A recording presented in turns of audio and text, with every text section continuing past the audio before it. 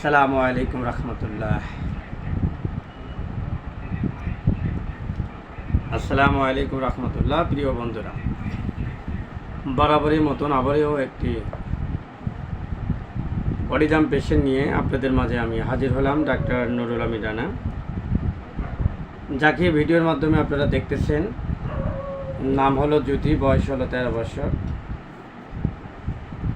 বর্তমান বাসা হলো জিরাবর এবং জন্মস্থান ঠিকানা হলো দিনাজপুর।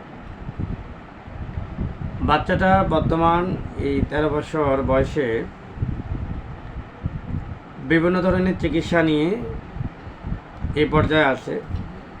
অটিজমের যে ব্যক্তিগত ফেল্ড, যেটা আমরা অনেকেই অটিজম দেখে থাকি, যেমন এই বাচ্চাটা তার 2 পা এবং হাতের এই আঙ্গুলগুলো, এগুলো ব্যালেন্সগুলো ঠিক থাকে না। পায়ের নিম্ন অঙ্গ, পাগুলো আস্তে আস্তে সরু হচ্ছে বা চিকন হচ্ছে।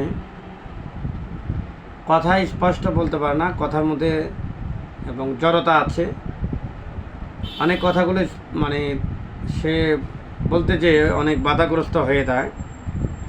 বন্ধুরা, আমরা যে রোগলিপি করে যেটা জানতে পারলাম, মেয়েটার বর্তমানে মুখের মধ্যে প্রচণ্ড ঘা, জিভেতে ঘা এবং সর্বসময় লালা পড়ে এবং হাতে চর্মরোগ দেখা দিয়েছে, চুলকানি, চর্মরোগ। বন্ধুরা, আমরা দ্যাটার early life go back history, family history একটু জানতে পারলাম যে এই বাবুটা যখন 5 মাস গর্ভধারণ থাকে তখন তার মা পড়ে যায়। এই একটা স্টোরি আমরা জানতে পারলাম। আরেকটি হিস্টোরি হলো, বয়স যখন বাচ্চার জন্ম হওয়ার 3 দিন পরে বাচ্চাটা খিঁচুনি রোগে আক্রান্ত হয়। খিঁচুনি রোগের আক্রান্ত এবং পড়ে যাওয়া, এই দুটো ট্রমা এই বডিতে ক্যারি করে। 7 মাস পরে যেয়ে তখন ও আবারও পড়ে যায়, বাচ্চাটা পড়ে যায়, তার গলার একটি হাড় ফেটে যায়। যখন ওই ডাক্তারের কাছে নিয়ে যায়, পরে ডাক্তার দেখে বলছে যে বাচ্চাটা শারীরিক প্রতিবন্ধী দেখা দিয়েছে, তাই না ভাইজান? শারীরিক প্রতিবন্ধী দেখা দিয়েছে। শারীরিক প্রতিবন্ধীর মধ্যে এখন ও বড় হয়েছে, ও হাঁটা চলা করলে পায়ের ব্যালেন্সগুলো ঠিক থাকে না, এবং ও যে একটা শারীরিক এবং মানসিক যে প্রতিবন্ধী সেটা কোন স্পষ্ট বোঝাও যায় না। ও চলাফেরা করলে বোঝা যায় এবং তার সাথে কথা বললে তার মুভমেন্টটা বোঝা যায় ও একটু মানসিক এবং শারীরিক প্রতিবন্ধী ভুগতেছে। যেটা আমার জন্মগত, আমরা অটিস্টিক বলতে পারি না, কারণ আসলে 7 মাস পরে যে এই বাচ্চাটা আস্তে আস্তে আস্তে আস্তে অটিজম পেশেন্ট হিসেবে সংযুক্ত হয়। আরেকটি বিষয় হলো, বাচ্চার মেন্টালি সিমটমগুলো আমরা একটু বলি। ও প্রচণ্ড শীতকাতর, এত শীতকাতর, শীতকালে আইলে গোসল করতে গেলে শরীরগুলো জ্বালিয়ে ওঠে, পায়খানা ভালো, প্রস্রাব ভালো, ঘুম ভালো এবং প্রচণ্ড ঘাম। পাশাপাশি এই রুগীর সবচেয়ে প্রিয় সুইটেবল খাবার সেটা হলো, তিনি প্রচণ্ড মিষ্টি এবং লবণ পছন্দ করেন। বাচ্চাটা আত্ম অভিমান আছে এবং হঠাৎ করে রাগ ওঠে, এবং ফ্যামিলি স্টোরিতে আমরা বড় কিছু পাই নাই। তার বাবা এবং মা এখানে আছে। মা আমার পেশেন্ট। মা গত 3 দিন আগে, 4 দিন আগে আমার কাছে আসছিল।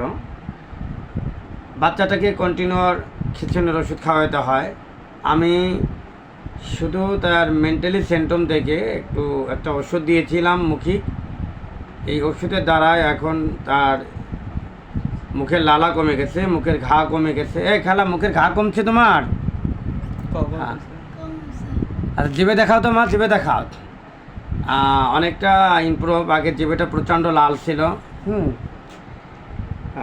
আরেকটা ব্যাপার হলো, এই অটিজম বাচ্চাটা আমি হাতে নিয়েছি। আপনারা দোয়া করবেন, আল্লাহ তাআলা যেন ওকে সফলভাবে এবং পরিপূর্ণ আল্লাহ যেন সুস্থ করে স্বাভাবিক জীবনে ফিরে যেন আল্লাহ দেয়।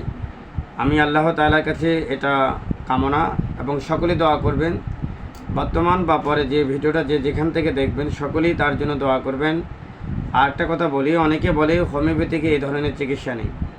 হোমিওপ্যাথিকে জন্মগত ত্রুটি, অটিস্টিক, প্রতিবন্ধী এবং বোবা, চোখে দেখে না, এইসব পেশেন্টের জন্য হোমিওপ্যাথিক একটি দারুণ একটি চিকিৎসা পদ্ধতি। কারণ এই সব রোগের জন্য পিছনে কারণ আমরা খুঁজে পাই, যে কারণগুলো ফ্যামিলি হিস্টোরি থেকে আমরা পাই, সেই হিস্টোরি থেকে আমরা জানতে পারি এই হোমিওপ্যাথিক একটি দারুণ একটা চিকিৎসা পদ্ধতি, যার মাধ্যম দ্বারা এই সকল রোগগুলো পরিপূর্ণতা সুস্থ হয়। সকলে দোয়া রাখবেন জ্যোতির জন্য, আল্লাহ তাআলা যেন তাকে পরিপূর্ণ সুস্থ করে। ও আখিরি দাওয়ানা আলহামদুলিল্লাহি রাব্বিল আলামিন। সকলকে মা ফাতেমা সাফল্য হোমিও হলের পক্ষ থেকে অভিনন্দন এবং শুভেচ্ছা। আসসালামু আলাইকুম।